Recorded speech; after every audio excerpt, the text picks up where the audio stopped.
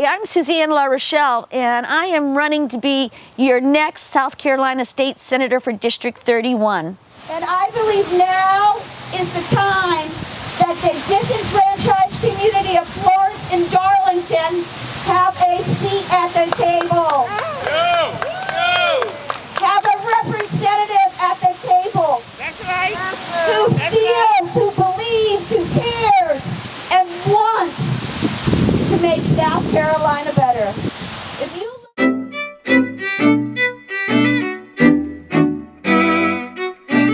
I was born on Dover Air Force Base in Delaware. My father was in the Air Force. And sometimes people ask me where I'm from, and I really don't feel like I'm from anywhere. I lived in Delaware for 6 weeks, and then we moved to Texas. And we lived in Texas for about 3-4 years. And then we moved to Washington State. And that's where I entered kindergarten. So I was in McCord Air Force Base in Washington State. And then my dad got called to go overseas. This was during the Vietnam War. And so he and my mom made the decision to move us back to Delaware, where my mother's family was from, while my father was overseas. So then we moved back to Delaware, and then when Dad came home, he got stationed in McGuire Air Force Base in New Jersey. So then we moved to New Jersey. And then he retired after about 30 years between the Army and the Air Force. He retired in 1976. I was in the 6th grade, and he wanted to move back to be close to his parents, who he had been away from for 25, 30 years. And so we moved to Massachusetts. And so I went to 7th through 9th grade in a small town called Wareham. And that's where I became an activist. And Dad went to college on the GI Bill. So he was at SMU. And then we bought our first house. He bought his first house after he finished his bachelor's degree, and we moved to Sturbridge, Brimfield, Massachusetts. And then I went to college. I went to school for a year in the city, and that didn't work out for me. And so then I went to UMass, and I was at UMass, got my undergraduate degree in education with a specialty in special education. And then I got my first job in New Hampshire as a teacher in a residential program for boys. And during that time, I knew I'd wanted to go into the U.S. Peace Corps. I wanted to serve my country, kind of like my dad served his country. I always remember Kennedy saying, ask not what your country can do for you, but what you can do for your country. It meant a lot. My dad, although I've never been pro-war, I just have deep respect for the service and the commitment and the sacrifice my dad made in the service. You know, during the Vietnam War, he actually had 2 tours overseas. And I also got immense respect for my mom because she was taking care of 4 kids by herself while Dad was overseas. So I went in the Peace Corps in 1987. I served for 3 years. I was in Paraguay, South America, as a special education teacher in a very rural community where there was no running water, there was no electricity, there was no pavement on the roads. It was fascinating, and it's there where I learned to speak Spanish. And then I extended my service for about 6 months, and then I came home. I became an adoption social worker. I got recruited to the Department of Social Services because they were looking for someone who could speak Spanish. So I got recruited very quickly when I came home, and I worked in adoption services for a while. And then while I was doing that job, I got recruited to be a program teacher, bilingual again, at another school. And so I think the salary was better, and being an adoption social worker was heart-wrenching and probably one of the toughest jobs I've had, because I think I had 35 families and like 100 kids, and I was trying to find homes for these kids, and they ranged in age, you know, usually between 2 and 12. Typically, if kids are surrendered for adoption, they typically will get adopted when they're infants, and the older they get, the more difficult it is to place them. And that was also when I was an adoption social worker, that's when I decided that I loved my kids and that I didn't need to have my own child to love a child. And I decided then that I was going to adopt kids when I was ready. And I've adopted 2 kids. But then so from DSS, I went to the Gandara Mental Health Residential Program. I taught there for about 3 years, and then I got promoted to be the director of that program. And again, I had 11 boys between the ages of 11 and 20 with significant mental illness and learning disabilities, and I was kind of like their mom. And I worked 70 hours a week, or more. I lived a mile from there, and I just dedicated my life to that program. And then, because of budget cuts in the state, which affected the funding of the program, they wanted me to cut staff. And I knew that if I cut staff, the quality of our program would be significantly impaired. And so I refused to let go of these staff. And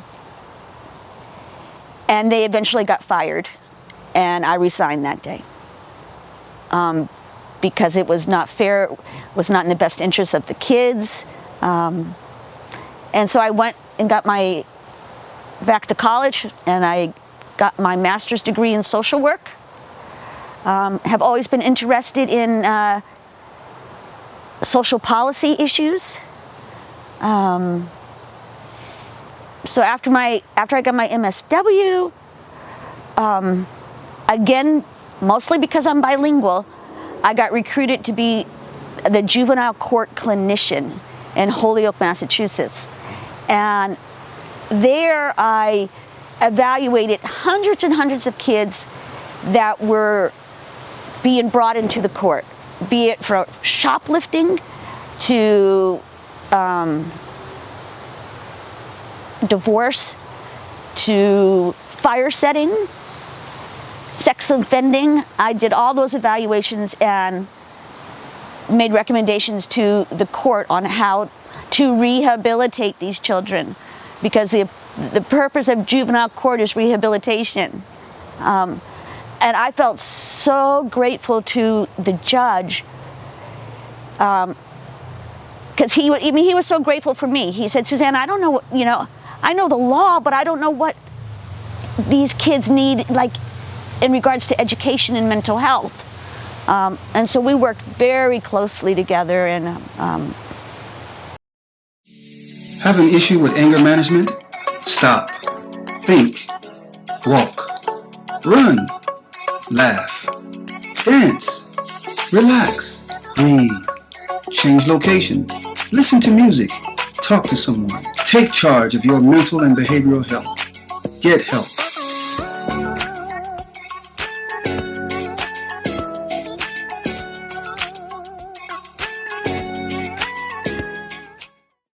Are you in search of residential or commercial services like cleaning, moving, landscaping? Book us at we'realldone.com or dial 843-206-7550.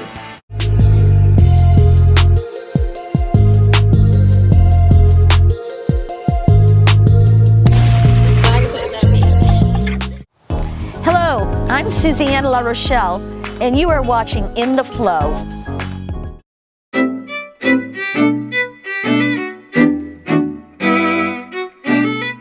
Well, it's very interesting because most of that time we lived on a military base. And if you've ever been to base housing, when you're enlisted and not an officer, officers' quarters are quite different than enlisted quarters. And so we lived in areas where, our apartments were all connected together. And if you can imagine like a C, so there might be 3 large apartments, shared parking lot, and then a shared playground. And on base, we all went to the same school. We all went in the same swimming pool. We didn't have a swimming pool in our yard. We went to the base pool. We all went to the same rec center. We all went to the same to the commissary, the same grocery store.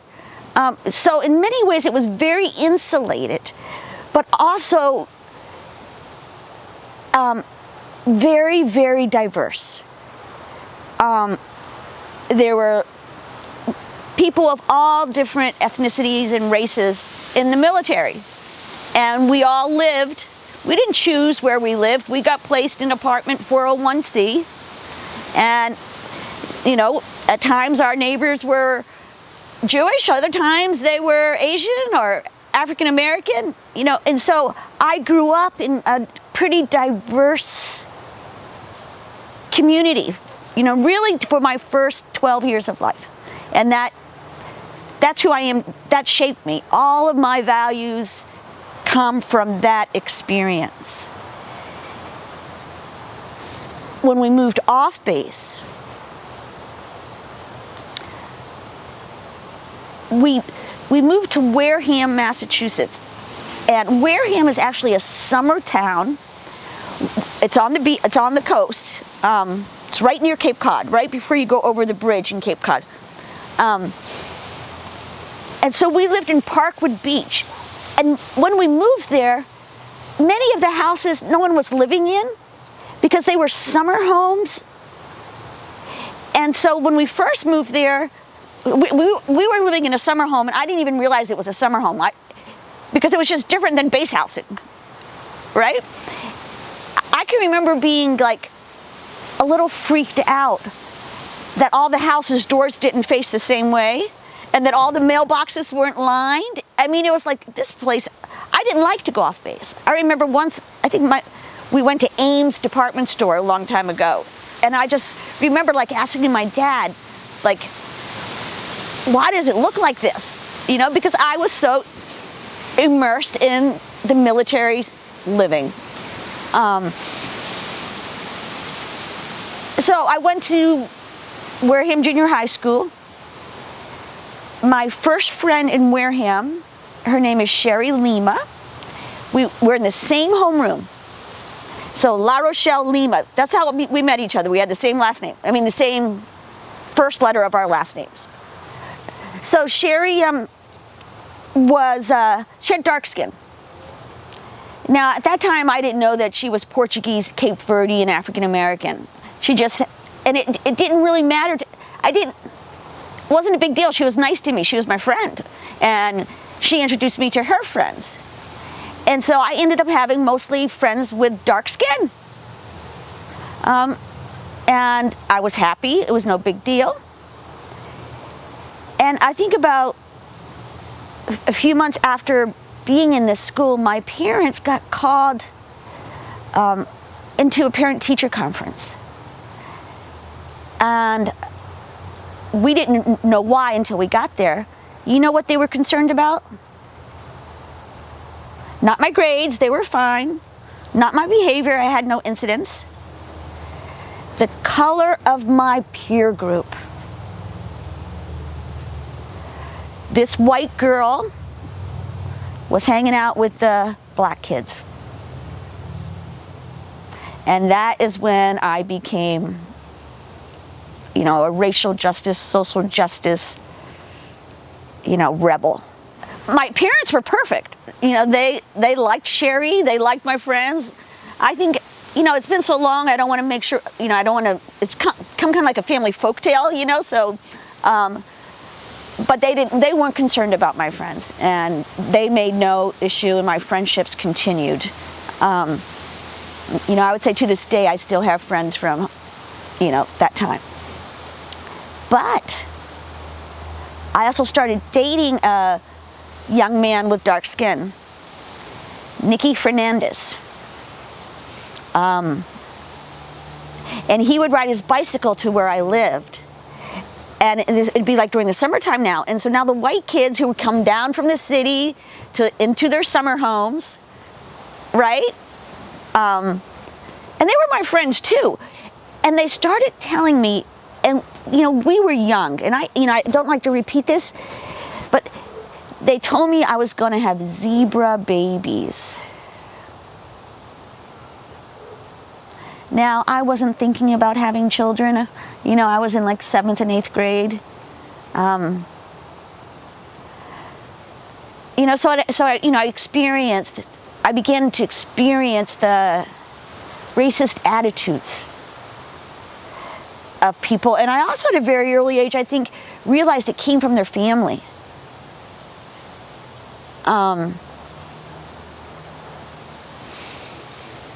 Yeah.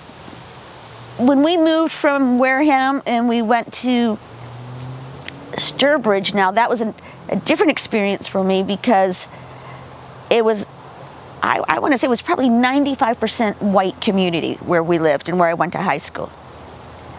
And I think, you know, the social work nature in me, I became very interested in special education. I saw kids, peers, who were struggling, who I didn't feel like were being treated fairly. And I even got asked to be the first peer mentor in the special education room. And so I became like the intern. And that's what led me to education and special education.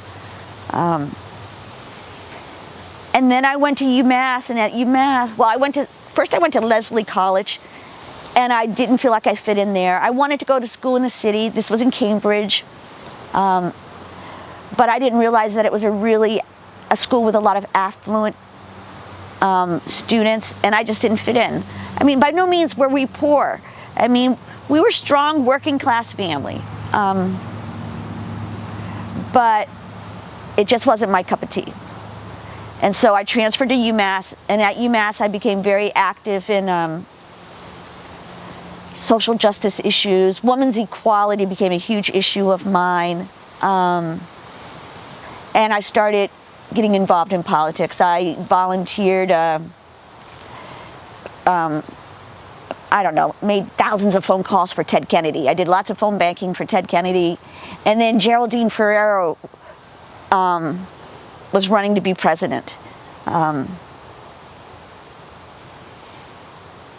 I know she wasn't the first woman who wanted to be president, because the first woman who wanted to be president was a black woman in the 60s, right? That's right, Shirley Chisholm. Shirley Chisholm. I'll tell you, if I was alive or at that age with Shirley, I would have been her biggest fan. But so I started campaigning for Geraldine Ferrero.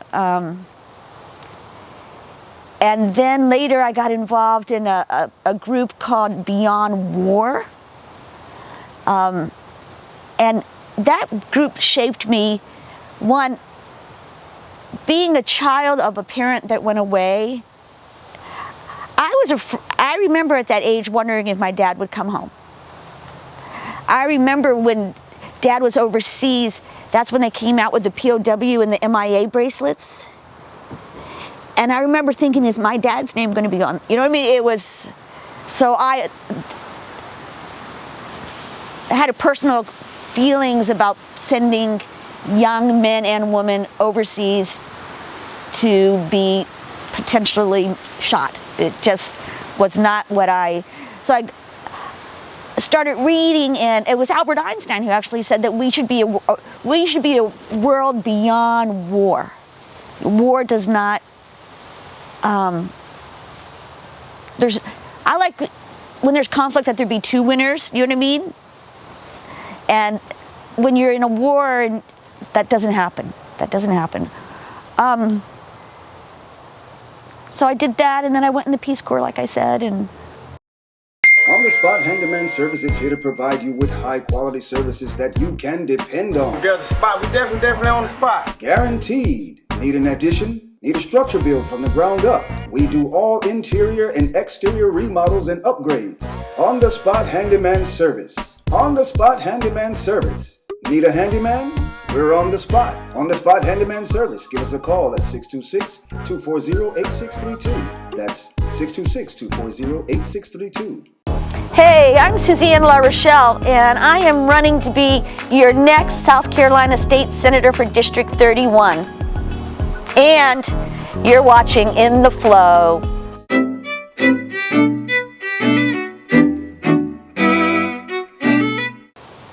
as I said earlier, I wanted to serve my country some way. I wanted to represent the United States, and not as someone that believes in war, but believes in community.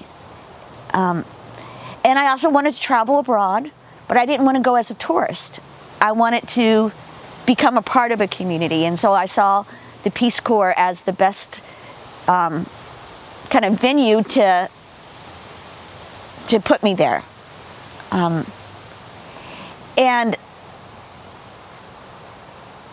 it was an amazing experience, but what I want to share mostly is when I was in the Peace Corps, Alfredo Stroessner was the dictator of Paraguay.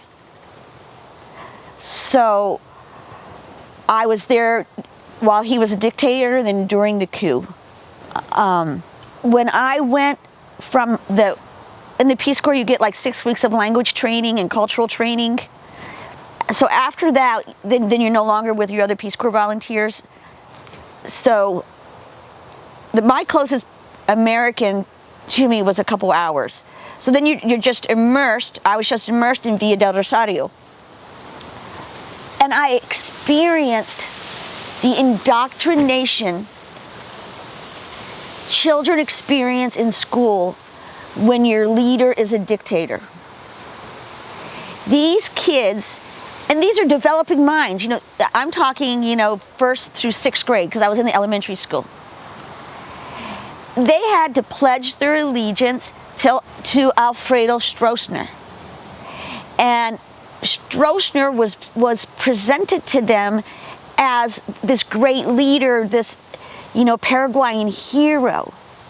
And so these kids, they loved him. They loved him. They weren't taught about the torture that this man, what's the word I'm looking for, allowed to happen in his country, allowed to happen in the prisons, allowed, and the corruption, extremely wealthy, and these, and I'm here in this little village with no running water, no heat, no electricity, and they're bowing their heads to this man who wasn't really taking care of them. But that's why facts matter. They weren't taught the facts. And of course, as a volunteer, I could not argue. I'm not going to argue with a child. But I was there to help them learn. And we weren't supposed to get involved in politics. To the point that I lived with a family and they said that if I spoke about the Equal Rights Amendment, because women in Paraguay had no rights. They were teachers, so they got to work, but they had no position of authority above the school system.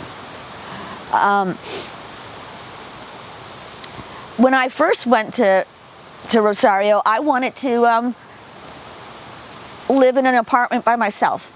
I wanted my own space. I was told I was strongly advised by the community leaders in Villa del Rosario not to live by myself, because I was asking for sex.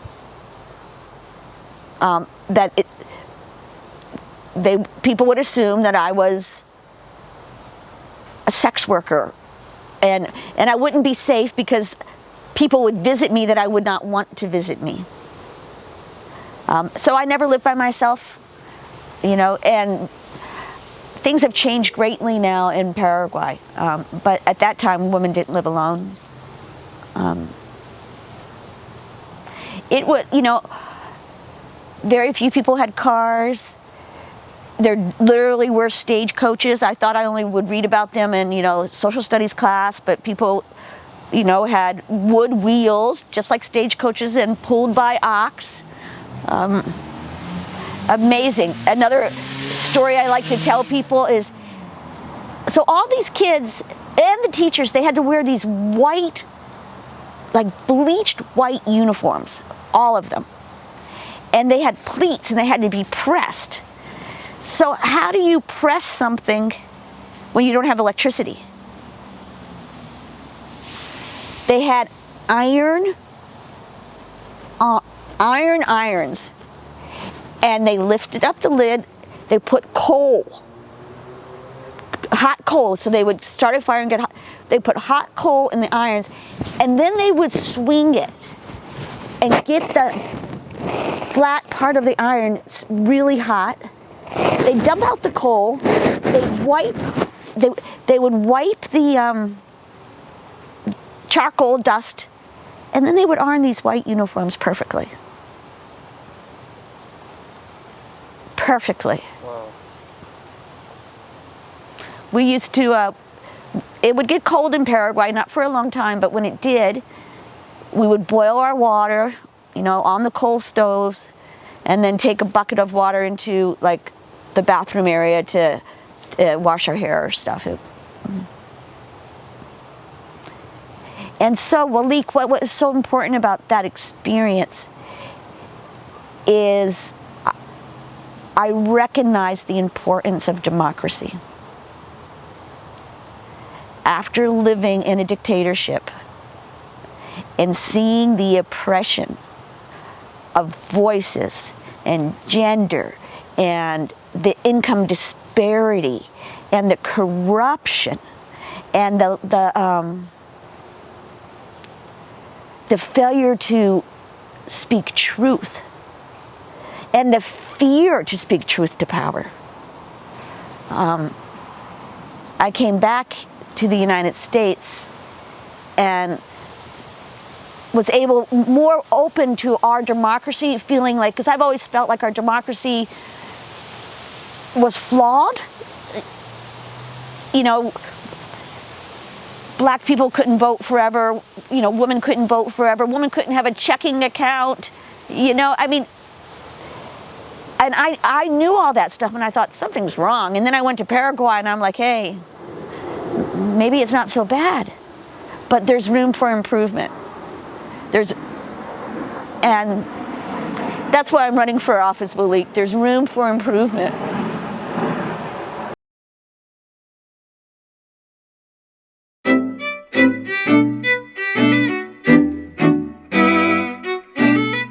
So I read in the paper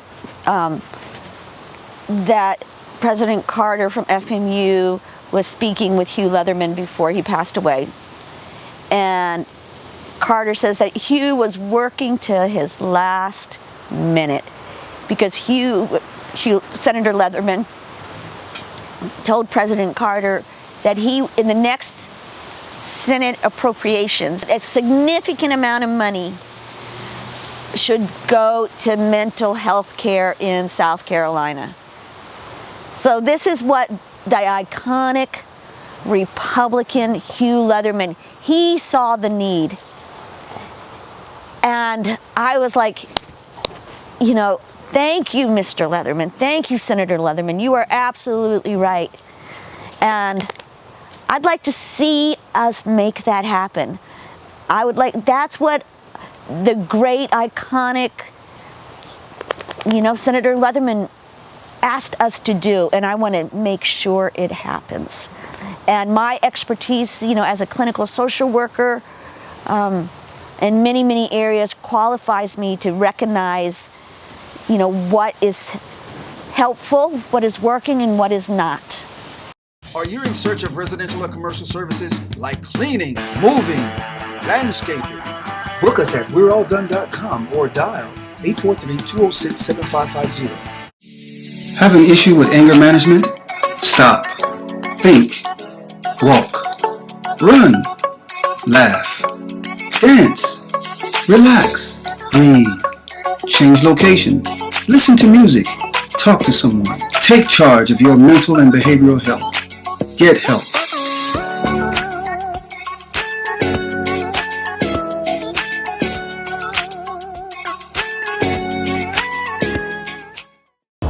Hello, I'm Suzanne Larochelle, and you are watching In the Flow.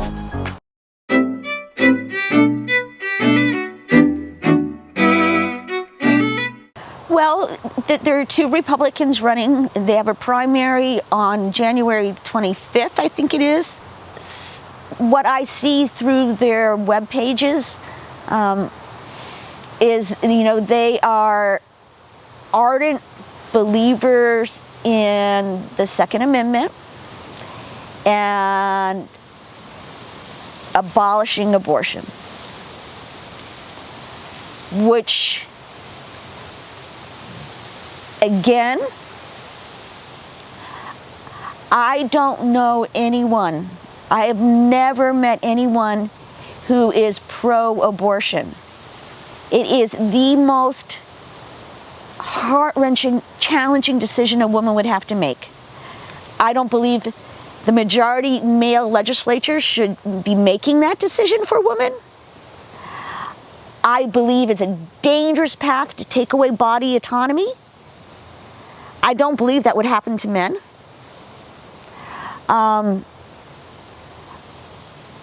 I'm pro-life too. I want people to survive. But I am pro-choice, and I know that my opponents are not. So that really separates us.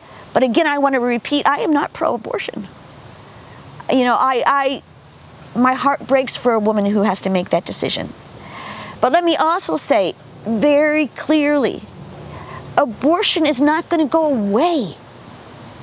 It's not going to go away. Again, it's going to be about who has access, who has equity.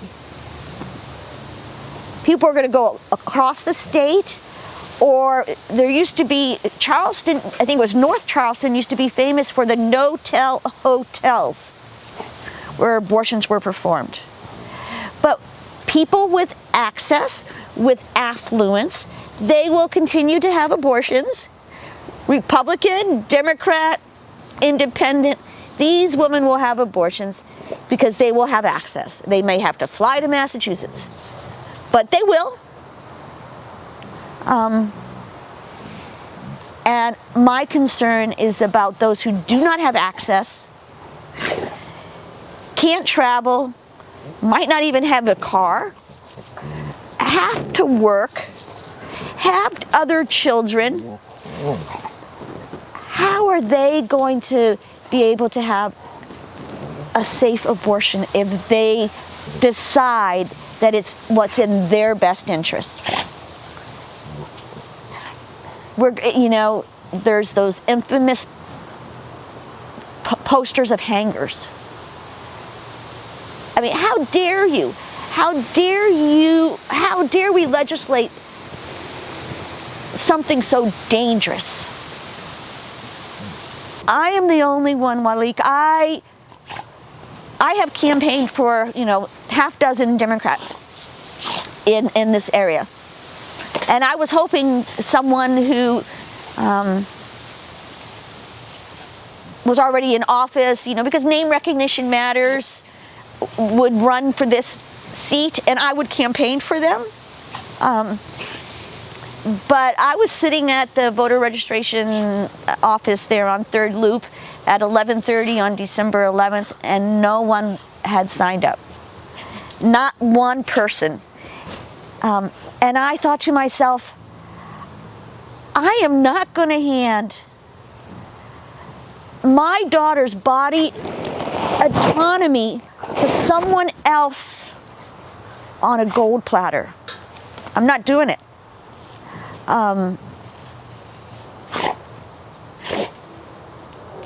Therefore, I signed the paperwork, and the election is the last Tuesday in March. I think today is maybe day 92.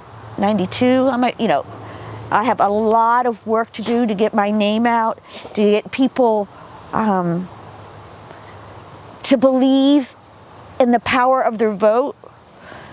I will be developing policy to protect our voting rights, because democracy will not exist if our votes are suppressed.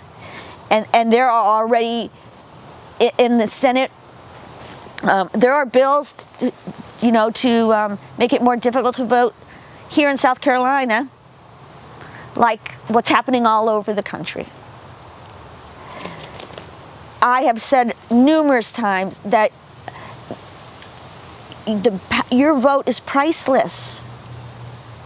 But so many people who have been so oppressed and haven't seen change, they don't believe that. So that's my struggle, is how can I get people to believe how important preserving democracy, preserving voter rights, fighting for an equitable, a living wage. There are so many things that if we all got out to vote, we could work towards. What's also difficult is I'm just one person, and we need more Democrats who believe like I do to run. And I've crunched the numbers, or my campaign has crunched the numbers. There are the registered voters. They just have to get to the polls, and because this is a special election, turnout is expected to be really low. But holding our elected officials accountable, holding our candidates accountable, having this discussion is worth it to me.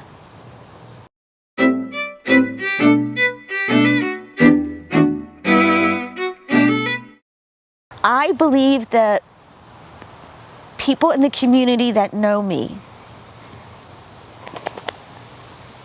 I have gained their trust. And so I'm asking them to share my candidacy with their extended family and friends. And so by word of mouth, hey, there's this woman, Suzanne, and she's fighting to increase minimum wage, but you got to vote for her. So word of mouth is powerful, because if you know the person who's telling you to do that, that's more powerful than going to my website. But you can go to my website, which is Suzanne, that's with a Z, SUZANNE, the number 4, Senate.com. And you can volunteer, you can donate, but the most important thing is to vote. And tell your friends and your family, and have your friends and your family tell their friends and family. And people need to be inspired. And I hope if they look at my campaign, listen to this, they may be inspired. Hello, my name is Suzanne Larochelle, and I'm running for South Carolina State Senate District 31. It is a special election because the Honorable, iconic Hugh Leatherman passed away in, I believe it was November. So the date of this special election is March 29th. In order to vote, you must be registered at least 30 days prior to the 29th. So if you are not a registered voter, or you know someone who's not a registered voter, register to vote, and I hope that you will recognize the fragility of our democracy, the attack on our ability to vote freely, and that you recognize that quality education, quality mental health services will prevent crime, will prevent poverty. I wholeheartedly believe that prevention, from the need for hospital level of care, is so much more powerful and inexpensive than ER visits, incarceration, homelessness, poverty. We need to believe in the power of humanity, take care of our neighbors, and invest in their future, our children, our grandchildren. I hope that you believe my message and that you will vote early, but vote on March 29th for Suzanne Larochelle for South Carolina District 31 Senate seat. Thank you.